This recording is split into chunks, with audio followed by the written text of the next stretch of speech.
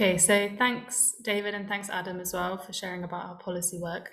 As David mentioned, my name's Ruby. I'm a project manager at the Mental Health Foundation, working within the Families, Children and Young People team.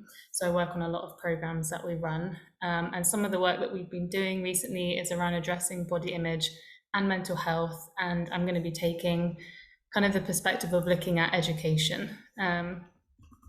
So a little overview of what I'm going to talk about. I'm going to really briefly touch on children and young people's body image in the UK, some of the statistics around that, as well as the relationship between body image and mental health in children and young people. I'm then going to talk a little bit about identifying some of the gaps in support and understanding that there is around body image, and as Adam's kind of covered some of the policy approaches to addressing those gaps, I'm going to be looking at training and education, and in particular looking at peer education as a tool for that, and learning resources for professionals and adults around children and young people. So the current state of body image in the UK, while estimates do vary, Adam covered some of that, but we do know that concerns around appearance and around our bodies is commonplace across the course of childhood and adolescence. And a lot of research that has been conducted both in 2017 by Be Real and also 2019 by the Foundation reveal that many children report feeling always or often worried about the way that they look. So we've seen that in 11 to 16-year-olds, it's half that are reporting feeling often worried about their body image. And with a slightly different demographic of 13 to 19-year-olds, it's more than a third who are always or often worrying about the way that their body looks and what that means for themselves.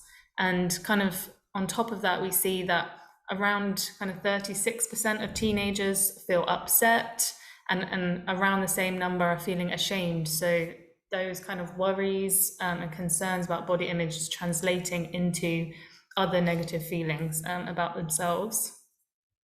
And if we look at some research done by YMCA about the challenges that young people face, for 16 to 25-year-olds, body image comes out as one of the key challenges, one of the biggest challenges that they face during that time after employment opportunities and failure to succeed within the education system. So what we see there is that it's a very real concern for young people. And it's likely, what we know is that it's likely that these concerns around body image, children are also likely to experience poor mental health alongside body image concerns.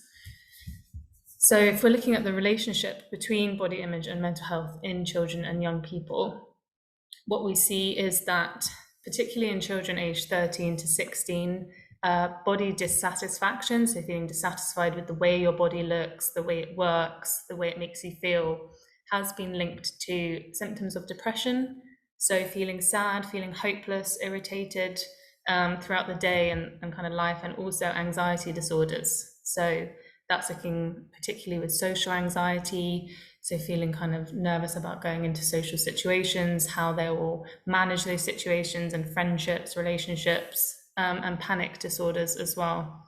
So what we see is that there's very real mental health effects of having body image concerns and experiencing that, but it's also likely that there's kind of a bi-directional relationship here. So that it's likely that the two are impacting each other with body image and mental health. So for instance, if we have a child who already has a tendency to display quite negative ways of thinking and evaluating themselves, they're more likely to apply this to their image of their body over time.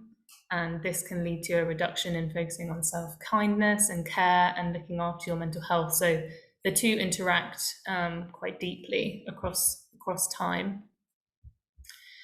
So what we also see is that body image concerns during childhood and adolescence are quite closely linked to an increase in risk-taking behaviours.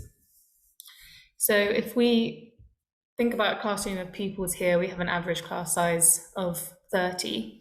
What we see is that more than 10 of those pupils, so over a third, agreed that they would do whatever it took to look good.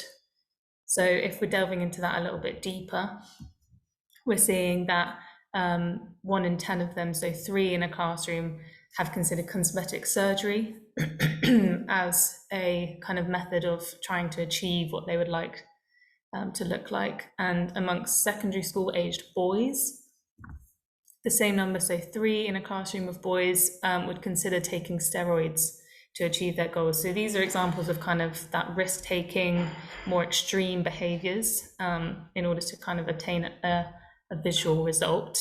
And there's a very real, again, mental health impact of extreme and risk-taking behavior. For instance, extreme weight control behaviors, so that can be taking pills, diuretics, or laxatives, can present in children and young people as an attempt to control or cope with concerns and worries around their body image.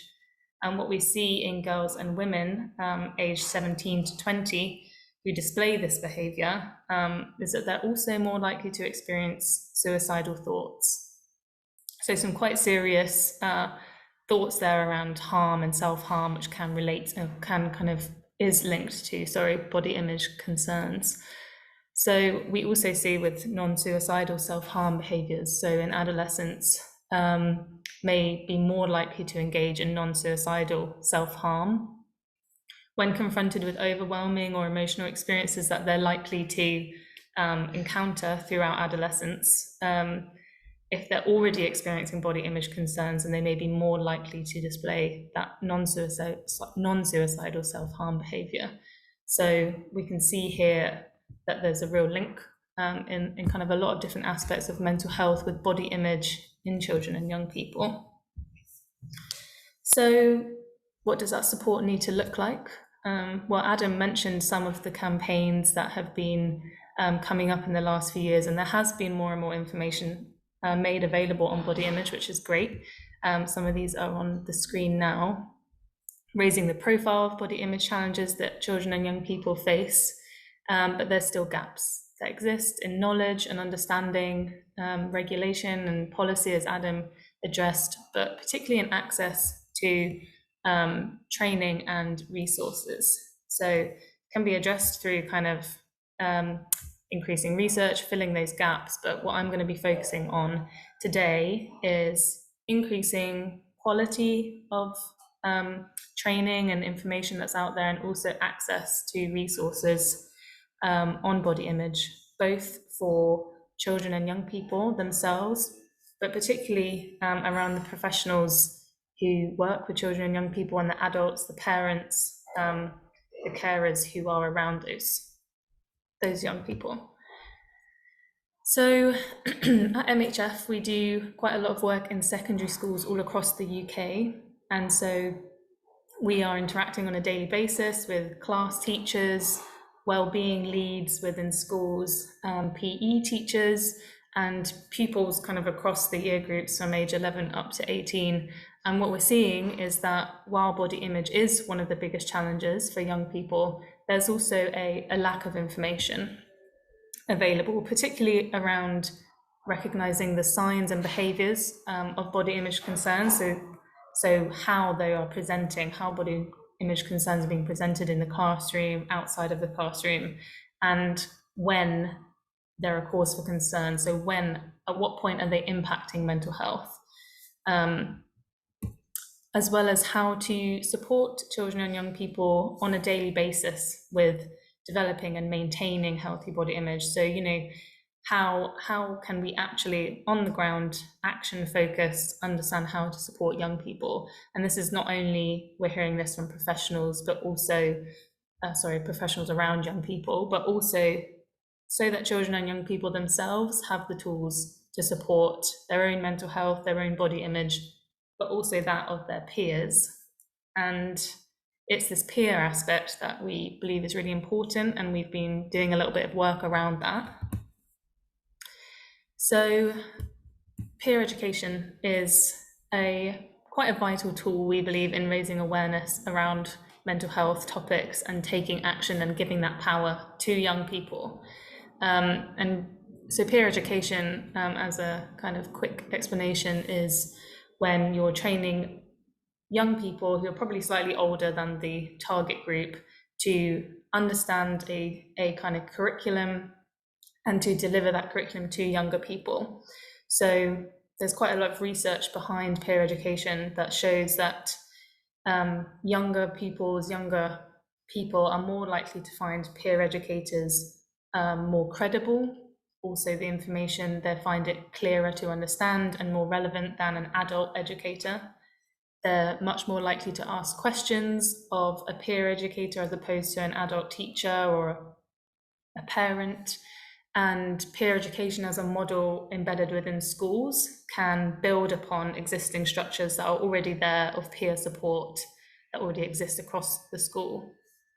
So one of the projects that we run at the Mental Health Foundation is the Peer Education Project. So this is where we will train staff, school staff who are already within the school environment, to train older pupils, as I said, with that peer education model, to deliver a curriculum of mental health lessons.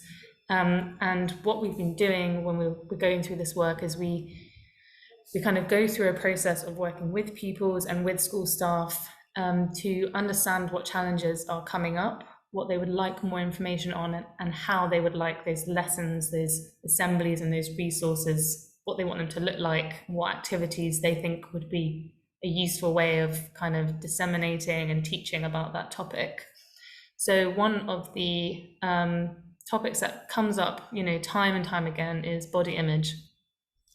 And so we worked with schools across the UK to develop a school pack on the topic of body image.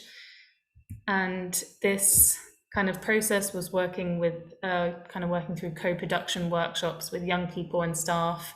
And we developed an assembly guide and a lesson plan and lesson guide with activities that have been kind of fed back from students on slightly adjusted to kind of fit within that classroom environment and different age groups. And what we also include in these school packs is a guide for pupils. So this is informed by young people, really key action focus, again, tips on how to develop and maintain healthy body image for other young people. And all of this is kind of designed to be peer delivered. And one of the other aspects that we do there is a guide for parents and carers and also for staff, because I think Adam mentioned this at the end of his presentation, is that it's really important that young people are given the tools that they need, but it's also really important that the adults around those young people, and particularly those who work with them on a daily basis, are aware of how body image concerns develop and present, and that they are equipped to support children and young people. And what we see a lot when we're working with teachers and other school staff is that there is information out there, but they don't feel confident about how to apply that to their professional context, how to apply that in the classroom. How do I sit down and have that conversation with a young person? So where are those kind of practical skills that I need coming from? And at the moment, for a lot of the teachers and the school staff that we speak to, that's not being met. So we have recently developed an online learning course with FutureLearn, which is our online learning platform partner. And we've created a course on body image and mental health in young people with an aim at professionals who work with children and young people. So this is a free course. It's 3 weeks long and it's online, so it's accessible hopefully to people across the UK. And as I said, the kind of target audience is those people who are working with children and young people every day, particularly focusing on the education sector, but also looking at the healthcare and social care sector. So what tools, what methods and practices can be put in place so that children are supported. And we kind of focus in on the education sector in particular because it's where a lot of our contact with young people comes from, but it's also, school is a place that young people spend the majority of their time in. It captures, it's a universal setting that captures a really critical period for children and young people during which they face a huge number of transitions and life experiences and changes that can really impact their mental health, but particularly their body image. And school staff, we see time and time again, represent really key points of support for children and young people, yet they're feeling unable to approach the topic of body image. So I'm going to talk a little bit about the course. What the course covers is it kind of goes in a little bit more detail into some of the factors that can affect body image during childhood and adolescence, some of which are on the board here on the screen, sorry. So looking at that link with mental health, understanding how family, parents and family, and also friends and peers, how they can impact your own body image, and how you can have an impact on your peers as well, particularly around the way that we speak to each other, and the way that parents speak about their bodies, their own bodies, but their young children's bodies as well. Ethnicity and culture as influences, health conditions, disorders and disabilities, which includes in there neurodiversity and learning disabilities. Looking at life changes, as I've mentioned, puberty, transitioning from primary school to secondary school, or secondary school into further education, and particularly exposure to cosmetic procedures and the impact that the media and technology can have on that. So the course is interactive. It allows learners the opportunity to engage with each other, to discuss, debate. We've had people sharing best practice within a really moderated forum space, I guess. And what we've done is we've developed case studies and mentalization exercises. So this is an example on the screen where learners are encouraged to apply what they've learned to their own professional context and really think practically about if I heard this conversation, for example, this is a comparison exercise. So we've got an example of one way that a conversation can go between two young people, for example, and another way that it can go. And encouraging learners to think about how would I put this into practice if I overheard this conversation, or a young person came up to me at school or where I'm working and they're telling me this conversation I've had. What bits can I draw out? How can I support around use of language, but also use of signposting to regulations and safety information? Just about having very non-stigmatizing conversations that encourage young people to feel open to talk about things, and that they're not going to feel judged, but also that they're safe and they're protected within that. So this is just kind of one example on the screen. But in the final week of the course, our learners are encouraged to take more of a critical approach to some of the current policies and practices that are in place in the UK, and particularly in their professional context. So the course explores the importance of adults themselves taking personal actions around their own body image in order to build kind of a more accepting culture around children and young people. It's really important that you're doing what you say to other people. So you're kind of modeling that positive and healthy body image as professionals and parents as well around young people. As I mentioned as well, having those helpful, informed conversations around mental health and body image, but particularly cosmetic procedures. As we saw, that risk-taking behaviour is definitely evident in children and young people. It's happening. They're getting input from that in the media all the time. So the course is guiding learners in developing a more practical way of supporting and having those conversations in school, but also at home. So how you might support parents and carers that you interact with through your work with children and young people, but also for parents and carers. So we do have some parents who are taking the course and kind of reflecting on how they speak about things with their children.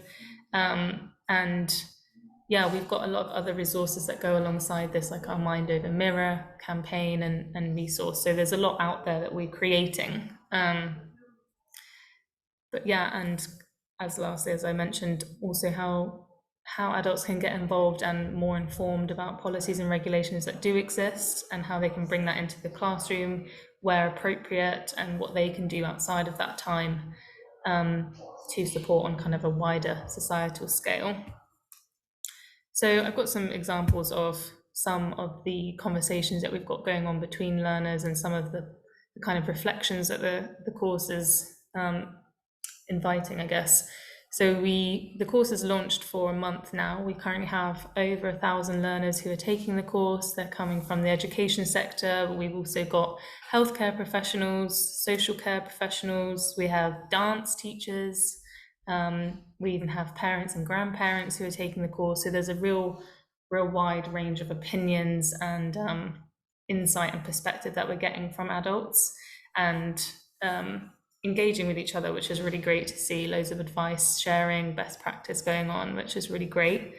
And what we're doing now is that we're looking to develop more courses like this around topics that are impacting young people, but taking that aspect of education, and working with children and young people to develop these resources and think about what's really important and why is that conversation that I'm having with my teacher or my parent not going well, and what can we do, what can we tell those adults, and how can we work with them to improve that support.